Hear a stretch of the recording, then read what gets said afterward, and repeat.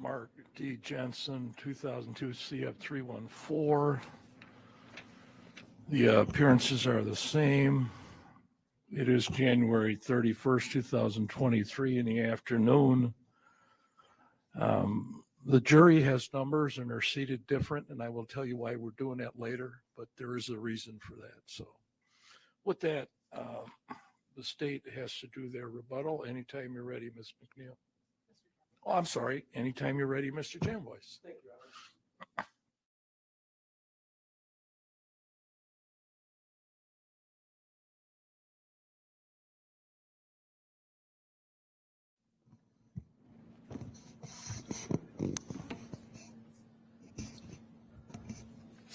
And thank you, ladies and gentlemen of the jury, for paying such careful attention to this trial.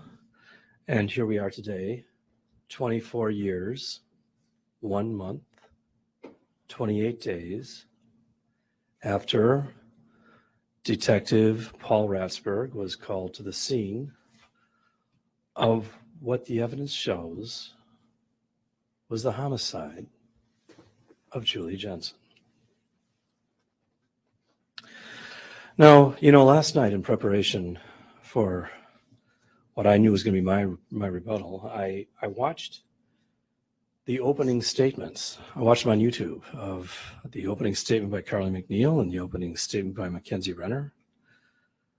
And then I just watched the closing argument by Mackenzie Renner and the closing argument by Jeremy Perry. And I was struck by this point in Mr. Perry's closing argument where he said,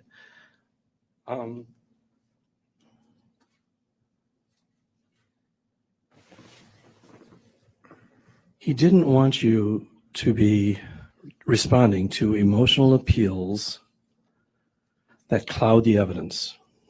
I wrote it down, just make sure I got it right. And I'm wondering, what could you be talking about?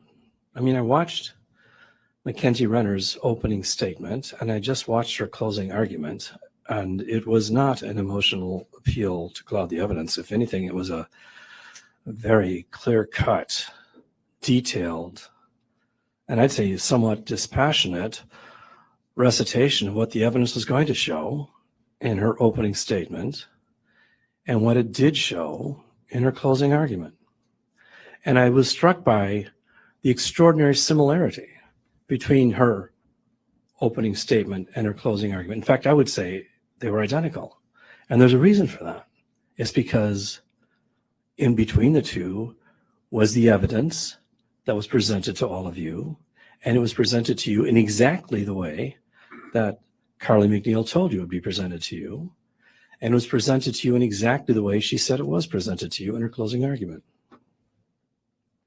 So if we're talking about emotional appeals, let's see, emotional appeals that cloud the evidence, the first thing that came to my mind was the defense opening statement. In fact, the opening lines by Mackenzie Renner, where she spoke of, and I can't quite emulate the tone of voice that she used, but it was like a broken tone of voice, like a distraught mess of a man, eyes red from crying, snot bubbling up from his grief, had trouble standing up. Well, I guess that was an emotional appeal, but it didn't cloud the evidence. It was just pure fiction, because you never heard any evidence like that, did you? I know you didn't. I was sitting here in the courtroom with you. There was no evidence of anything like that. In fact, they asked Dave, I forgot Dave's last name, but the paramedic who responded, who's now an assistant chief, and they asked him, well, did you know anything about defendant Mark Jensen? No, I just was going there to take care of the victim. And so he described to you the scene, the victim, her condition. There was no evidence at all of this, the opening couple of paragraphs in the defense opening statement. And there were other things in the defense opening statement that simply there was no evidence presented to you. When they had the opportunity to present their evidence to you, they didn't present any evidence of any other person besides Mark Jensen and at one point, Laura Koster, speaking of Julie being suicidal. DeFazio said she was not suicidal. Dr. Borman said she did not appear suicidal. She was distraught. She was upset. There was no testimony from any witness here that Julie Jensen, that any other third-party lay witness had ever heard Julie Jensen talking about suicide. That was mentioned in their opening statement, but when they had the opportunity to prove that to you, to present evidence of that, they didn't, did they? And then they also, during the course of their part of the case, if there's something important that they want you to know, that's when they're supposed to bring it out. Now, in his closing argument, Mr. Renner referred to this as being, I'm sorry, Mr. Perry, not Mr. Renner. Mr. Perry referred to this home computer as the second home computer. Where did that come from? Another thing that was just made up out of whole cloth. They asked David Jensen, wasn't this the second home computer? He said, no, not that he remembered. There was simply no evidence of this being the second home computer. And remember, there was testimony about how common it was to have a home computer in a residence in 1998. It was very, very, very unusual. In fact, Detective Ratsberg said this is the first time they'd ever seized a computer from a residence in the course of an investigation.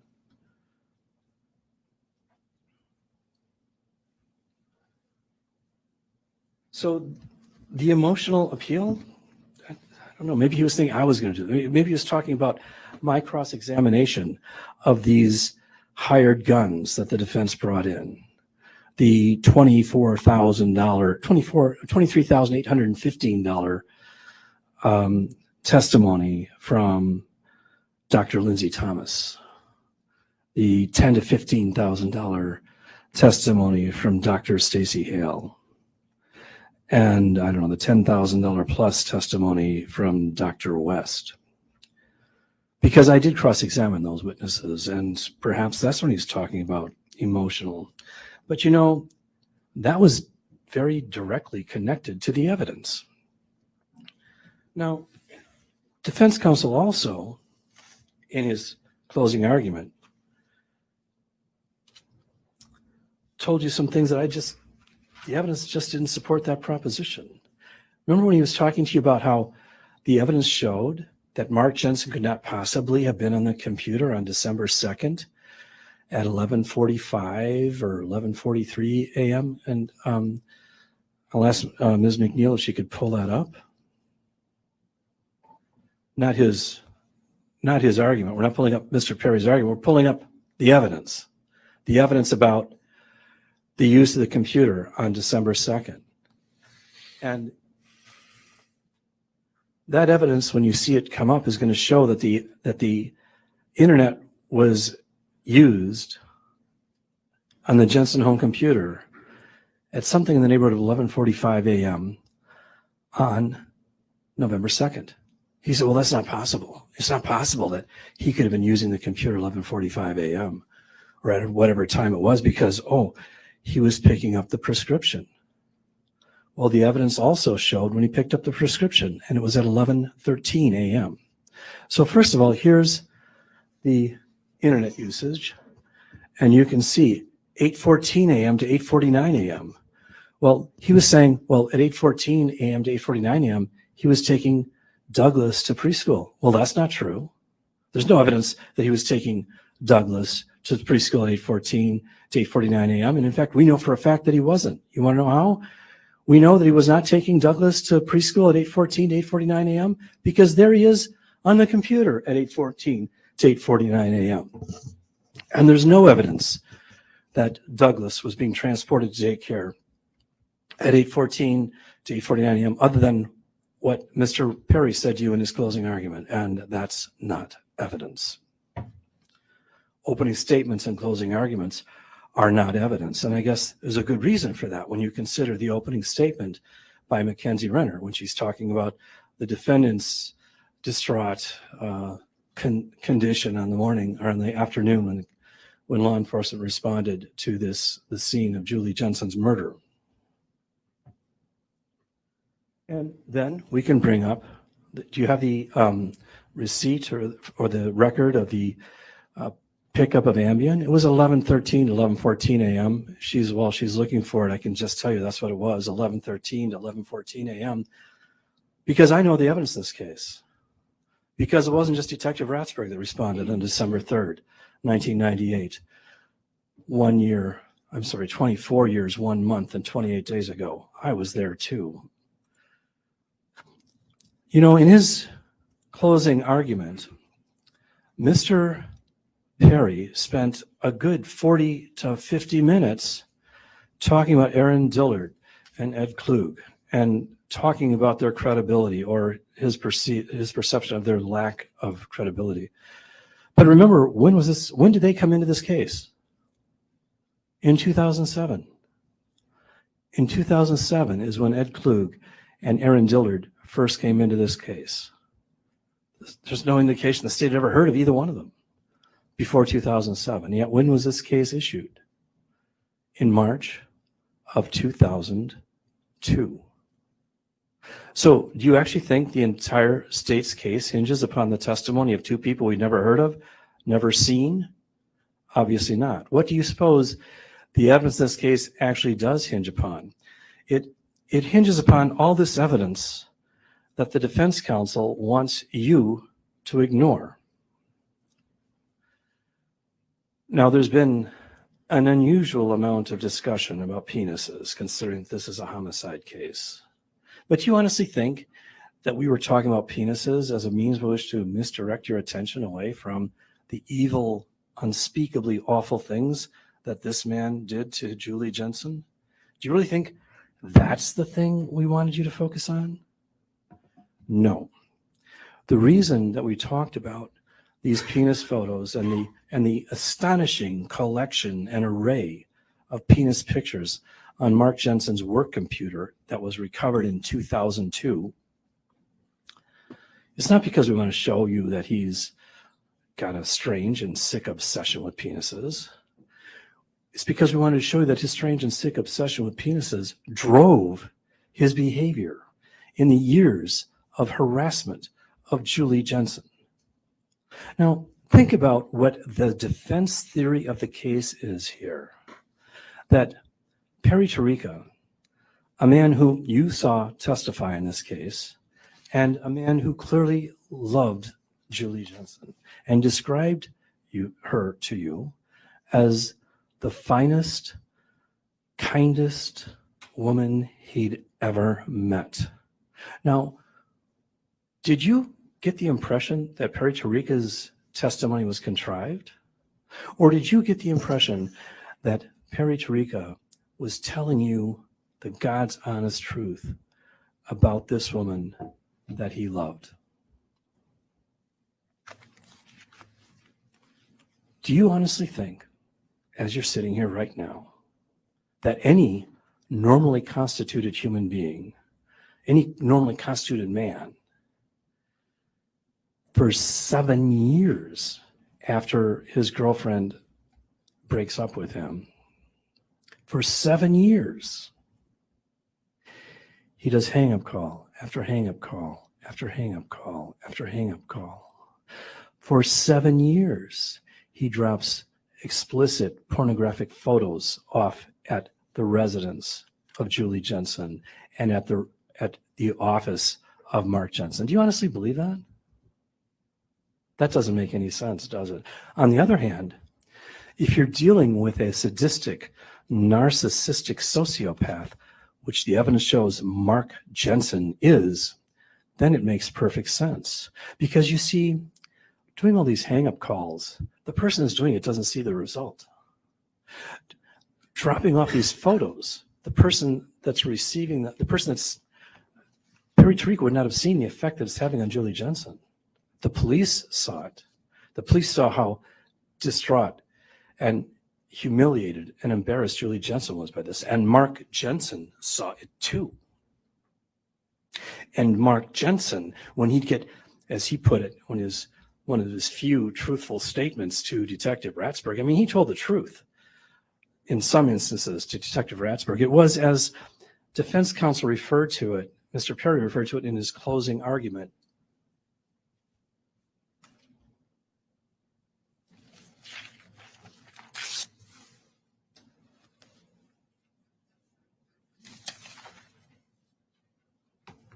I wrote it down so I get it right. Blends facts with fiction. So who is blending facts with fiction? You know, part of this case, when you're looking at the way people were speaking about the case, and the way Mark Jensen was speaking about the case, you've got to look at the process in which this case unfolded. So when Mark Jensen was talking to Paul Ratsberg on April 21st, 1999, he'd never heard of Ed Klug. I mean, well, he'd heard of Ed Klug. He didn't know that we knew what Ed Klug was going to tell us. He didn't know that Ed Klug was going to come forward and tell the truth about that conversation on November 7th, 1998. So on April 21st, 1999, what Paul Ratsberg knew was pretty much only what Paul Ratsberg told him. Of course, in addition to what he did. So on April 21st, 1999, Mark Jensen knew how he killed Julie Jensen. And then he found out from Paul Ratsberg what we knew about how Julie Jensen died. So he was blending fact with fiction. He had to disclose what he knew that we were going to find out.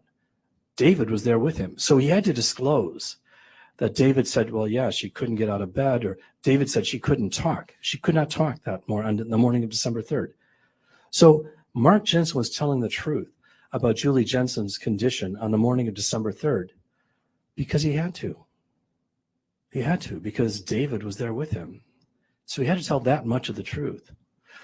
And he did not know that we were going to later prove that at 9:42 a.m., somebody was on the computer looking up looking up antifreeze, ethylene glycol, and why isn't she dead yet? You know, what are the stages of ethylene glycol poisoning? He didn't know when he was talking to Paul Ratsberg on April 21st, 1999, that was information that Paul Ratsberg had already. And Paul Ratsberg didn't tell him that. So he told the truth. That on April 3rd, 1999, on December 3rd, 1998, on that morning, Julie couldn't get out of bed. He said it multiple times. Could you pull that up, Ms. McNeil?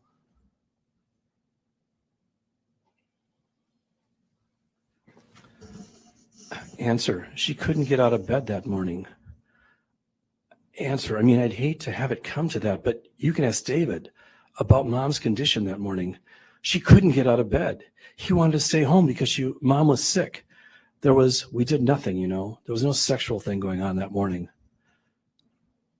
And then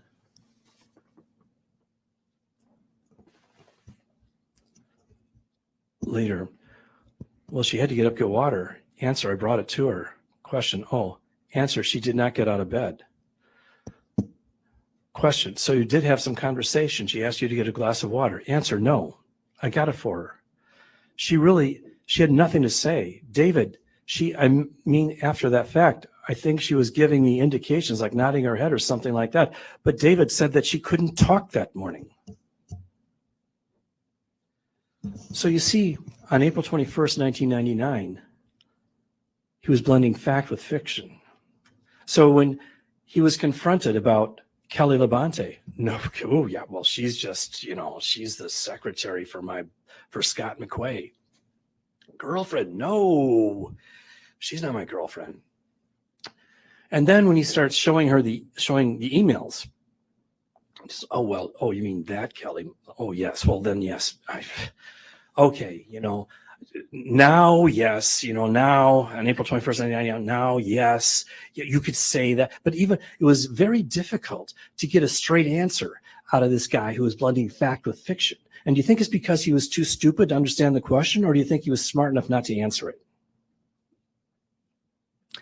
Blending fact with fiction is Mark Jensen's pièce de résistance. It's his calling in life to mix fact with fiction. So take the fact of Julie Jensen's one weekend affair with Perry Tarica in 1991, and then build the fiction around it, that Perry Tarica is doing all these hang-up phone calls, but that's not enough. Eventually, he's got to make it better. He's got to make it more humiliating, because he's a sadist. He's sadistic. The evidence shows that he's sadistic. And what means did he have by which to perpetuate the sadistic plan that he had? Well, he had a seemingly endless array of penis photos on his computer and a seemingly endless array of fellatio pictures on his computer. He had an endless stock of pornography that he could use to humiliate and demean Julie Jensen with for years and years and years. And that's the mark of a sadist, a controlling, manipulative sadist. And then you have Turtle. It looked like an email from Turtle to Julie Jensen. That's the email that he showed her with these disgusting, revolting photos. And by the way, talk about somebody being bought and paid for. Consider the testimony of Dr. West. She wouldn't even acknowledge that,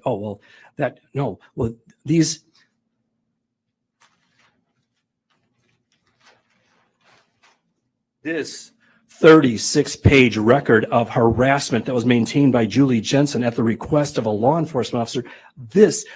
Dr. West could not even bring herself to acknowledge that that's a form of harassment or that's evidence of harassment. Couldn't even bring herself to acknowledge that Turtle to Julie email with those disgusting, revolting photos on it. She couldn't even bring herself then to agree that was harassment.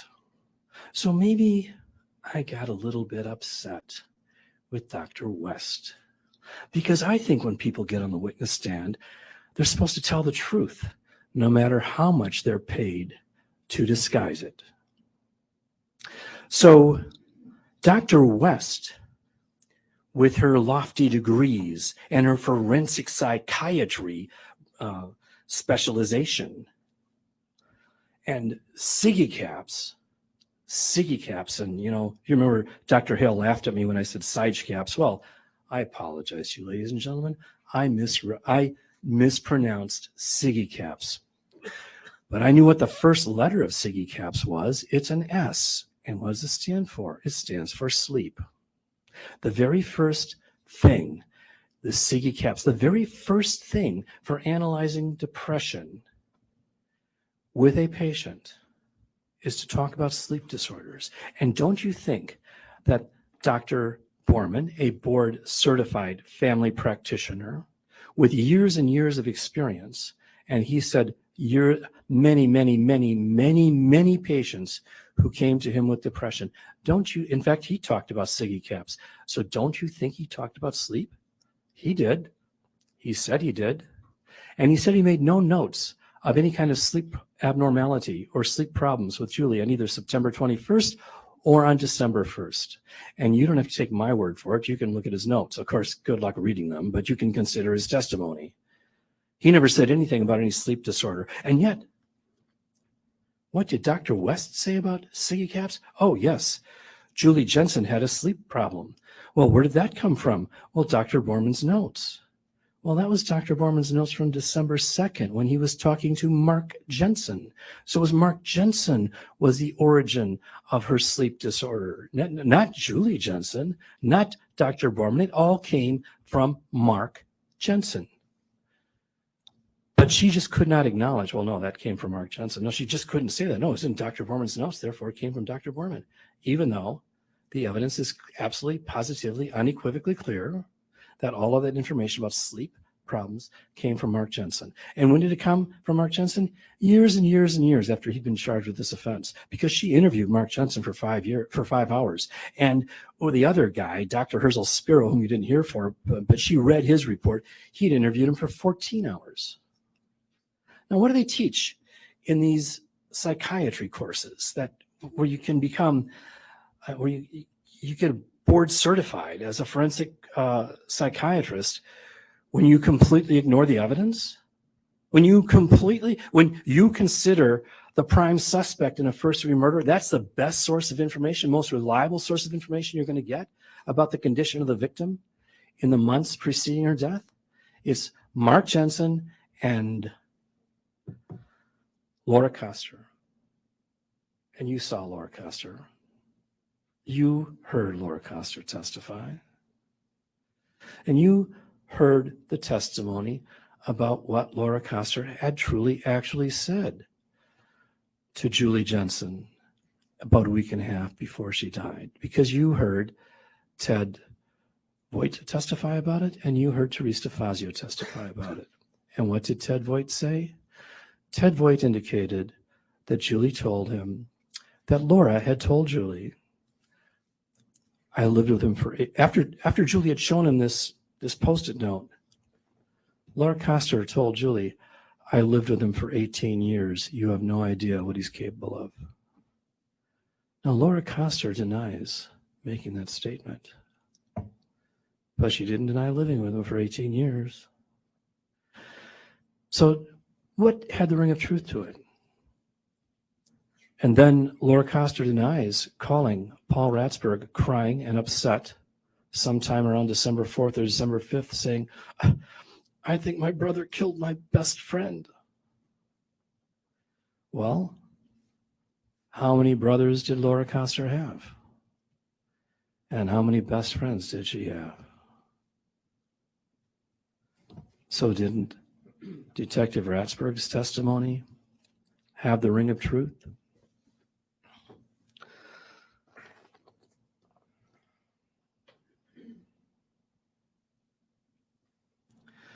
You know, there's so many little things about this case.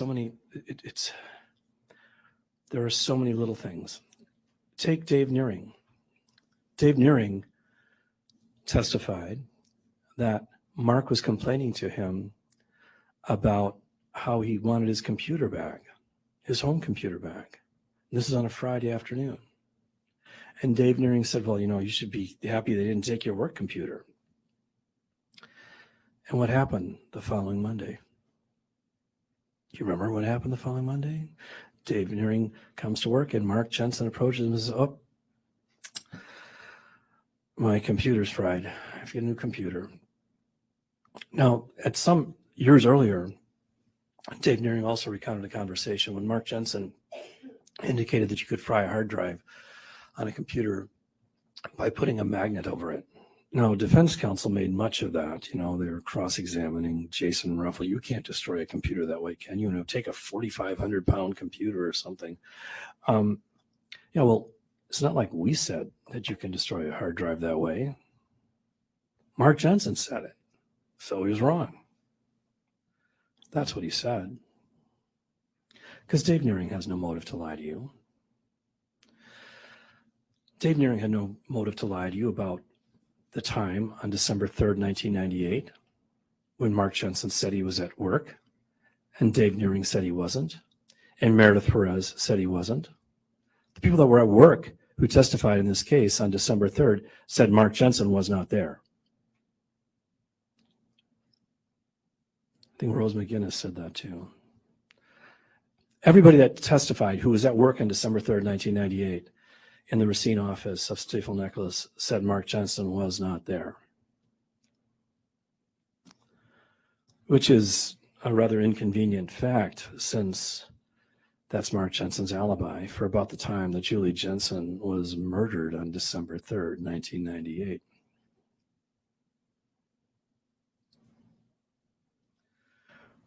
In the closing argument, defense counsel made much of saying Julie used the internet. Well, of course, here's the problem with that assertion. There is not one whit of evidence in this case that Julie ever used the internet, not one whit. In their opening statement, they said, well, there was internet usage on this date when Mark was at work and Julie was at home. Well, remember Jason Ruff testified about that. No, that actually wasn't internet usage. That was the computer updating itself. There's certain things that update themselves. He said it was something that would take 1 to 2 seconds, and the computer would do that itself.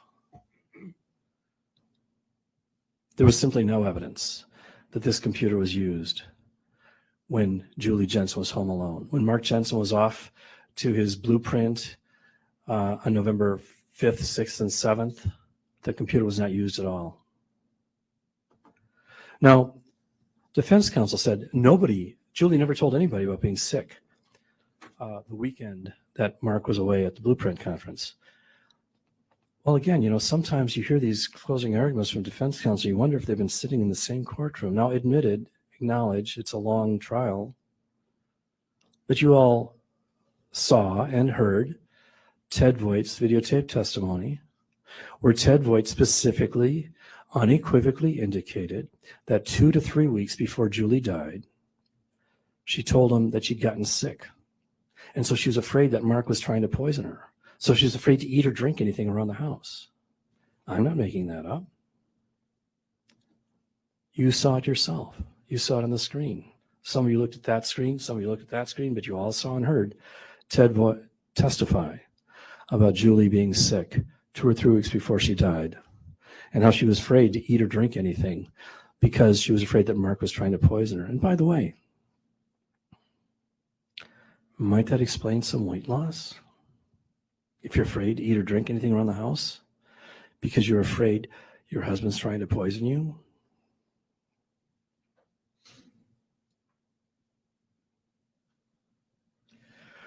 There were no searches on the internet for divorce. Well, there are a couple of reasons for that. Number one, Julie didn't use the internet. Number two, she already had a divorce attorney. Remember, she'd filed for divorce in 1990 or 91. I think it was 91.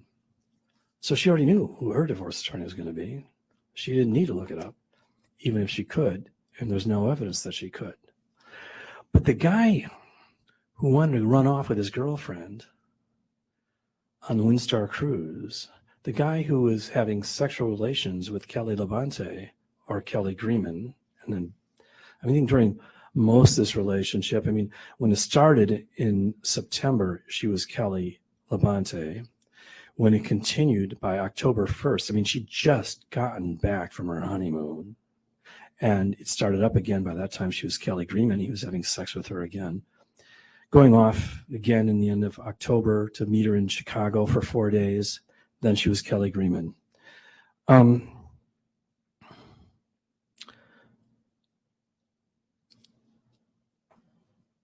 There was no evidence that Julie Jensen used the internet. And here's the other thing about Julie using the internet. If Julie used the internet, don't you think he'd know about it? If Julie used the computer, don't you think he'd know about it? And if Julie used the computer and he knew about it, do you honestly think he'd have internet exchanges between him and his girlfriend? Let's run off somewhere. Let's do a Windstar cruise. I do love you. I miss you. I want you. Do you think that would be on his home computer if Julie used the computer? Now, defense counsel also said in his closing argument, well, no, we're not saying that Julie was framing Mark for murder while committing suicide. We're just saying she committed suicide. Well, the problem with her just committing suicide is that the evidence is plainly and unequivocally contrary to that. Let's start with what Julie said. Julie was telling her next-door neighbor, her confidant, Ted Voigt. She was telling her third grade teacher, and she was telling her best friend, Laura Koster, that she was concerned that Mark was trying to kill her, or was trying to poison her, or he was trying to make it look like he was doing that so she'd do something that would make her look crazy. That's what she confided to Ted Voigt.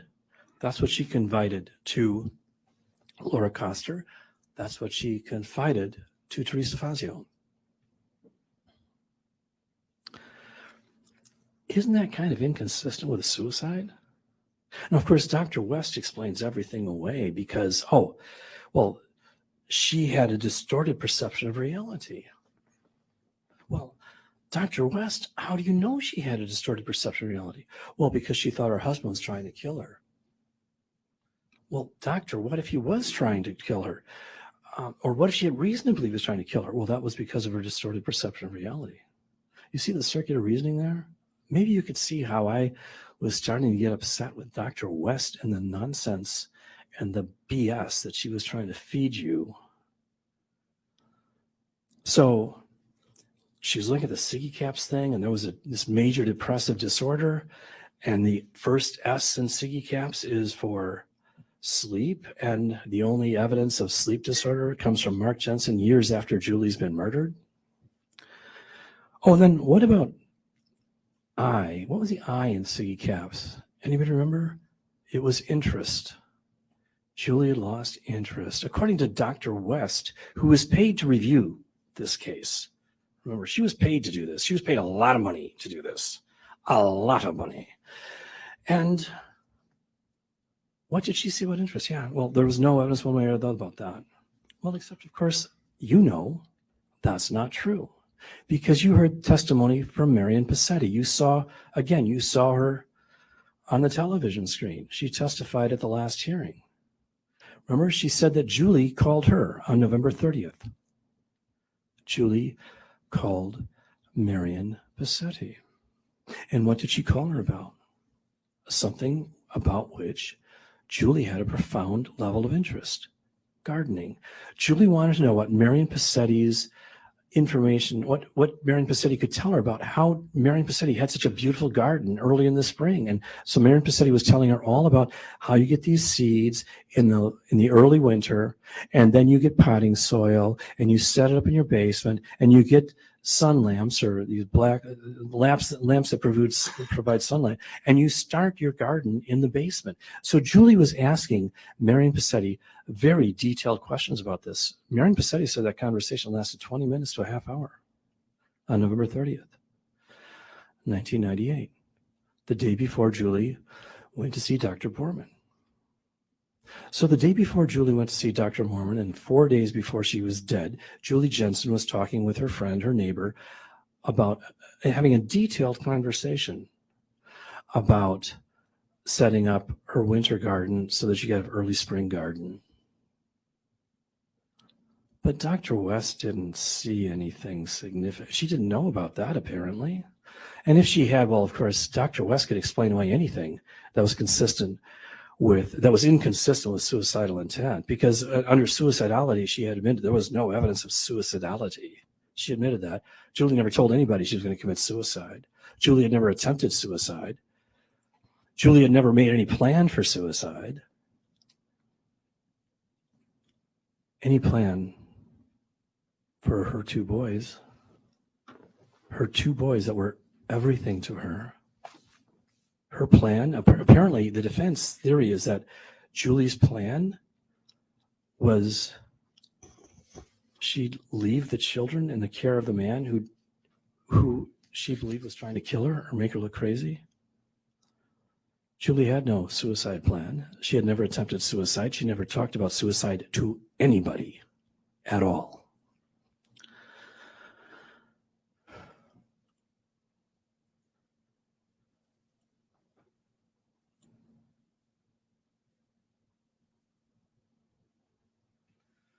Mark Jensen also talked to Paul Griffin. And again, remember, we're talking about blending fact with fiction? Well, I shouldn't say that. We're talking Mr. Perry talked about blending fact with fiction. And if you look at the lead up to the point where Mark Jensen was charged with first-degree murder, that's what he was doing with everybody he talked to outside the family. When he was talking with Paul Griffin on February 24, 2000, this is Mark said about December 2nd. Right. The night before, the night before was when I think, if I remember it, it was the night we had macaroni and cheese, and we made that, and I botched that real good, and she wasn't even awake much. I mean, she was in bed the whole time. She was sleeping most of the time. I think the kids were being quiet not to wake her. I mean, there was some conversation that night, but she was pretty much out of it. That was Mark Jensen's description to Paul Griffin of Julie Jensen on about her condition on December 2nd. And he said that on February 24th, 2000. And then what did Mark Jensen say in his blending fact with fiction about December 3rd? He told Ratsburg, David stated he observed his mother breathing very heavily and had labored breathing the morning before her death. David stated he told several friends about this as well. David asked his dad the morning of December 3rd if his mother needed to go to the hospital. His dad said no. However, if she was worse later in the day, they would take her to the hospital. David said it was too late as they returned home and they found her dead. David said his mother was not eating. However, she was drinking a lot of water. And then the defendant's interview, page 71. She couldn't get out of bed that morning. You can ask David. She couldn't get out of bed. He wanted to stay home because mom was sick. She was in bed asleep. And then page 82. There was a question between myself and the kids that morning whether or not to call an ambulance, take her to the hospital, and the kids wanted to stay home. Her breathing was funny. She could hardly get out of bed. I mean, it was a god-awful situation. The bruising probably came from her getting up. I didn't hit her. She got up and she fell. She hit her head. I remember her telling me that. She got up to go to the John. And then at page 89, from 6:30 in the morning, she was not able to get out of bed. I mean, she was groggy, almost incoherent. Breathing was very labored, raspy. David tells me we talked about it. David tells me that I was holding her up, supporting her. Page 119. He had to bring her water. She couldn't even go to the John. David said she couldn't talk that morning. Page 138. She didn't get out of bed. She had a hard time breathing and could barely move on her own from 6:30 on. Blending fact with fiction, the fact that Mark Jensen knew he had to disclose because David was right there with him for this April 29th interview. And then the phone call that Mark Jensen had with Paul Griffin on January 9th, 2000. Mark, I didn't even hear her talk Thursday. How to describe it, to have it make sense to you. Her breathing was labored, kind of wheezy. She was cognizant of what you were telling her. She was weak by Thursday. I doubt she could have, if she could have got out of bed, it would have been crawling. Blending fact with fiction on April 21st, 1999, before Mark Jensen knew that we had computer evidence that we recovered from his computer, establishing that at 9:42 a.m. on December 3rd, 1998, somebody was looking up the late stages of ethylene glycol poisoning, unconsciousness, loss of consciousness, so forth. How to explain that? How to explain that when she couldn't get out of bed? Well, there is no explanation for it. That's consistent with the defendant's innocence. The only explanation for that is Mark Jensen was continually upset that Julie wasn't dying quickly enough. Here he gave her this antifreeze on the evening of December 1st. He was hoping she'd be dead by the morning of December 2nd, and there she was still alive. And he woke her up, and he was saying, or she woke him up, and she was dizzy and drunk. She said, feeling drunk, and she needed an explanation for that. So he needed something to cause her to sleep through the poisoning. And so he went to see the doctor on December 2nd. And Julie thought, we know this because Julie talked to Margaret Voigt. Julie called her friend Margaret Voigt on the morning of December 2nd. And Julie was happier than she'd been in weeks or months. Here she was desperately sick, desperately ill, very uncomfortable. Very, very uncomfortable. But she was happy because Mark was taking care of her.